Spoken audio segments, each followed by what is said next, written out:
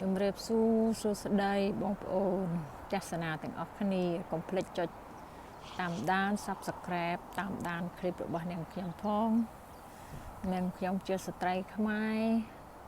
រៀបការជាមួយជនបរទេសនៅទីក្រុង Copenhagen ប្រទេសដេណឺម៉ាក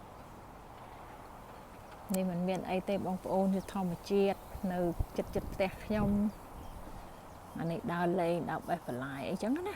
ដើរលេងហើយក៏អង្គុយទស្សនាធម្មជាតិម្នាក់ឯងមានអីច្រើនទេបងប្អូនមានតែធម្មជាតិអួតហ្នឹង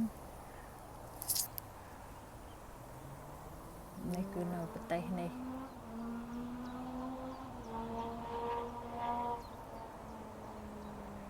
វ៉ាវម៉ូតូលឿនមែនតើម៉ូតូគេលឿនណា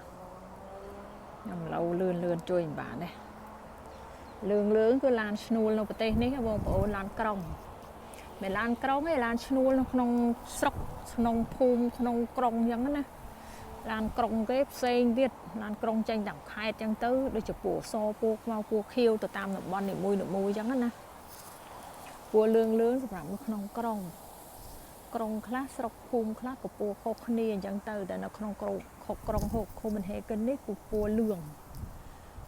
ហើយនៅតាមណាតណៃលេខប្រហែលអីចឹងទៅស្អាតអត់បងប្អូនស្អាតអត់ខ្ញុំគិតថាស្អាតបាទខ្ញុំចែកម្លែកឲ្យបងប្អូនទុកមើលថ្ងៃក្រោយថ្ងៃនេះគឺជាថ្ងៃទី9 ខែ 6 2025គិតទៅពេលវេលាលះលហួនពេលវេលាលឿនជាងខ្ញុំមកទៀតណា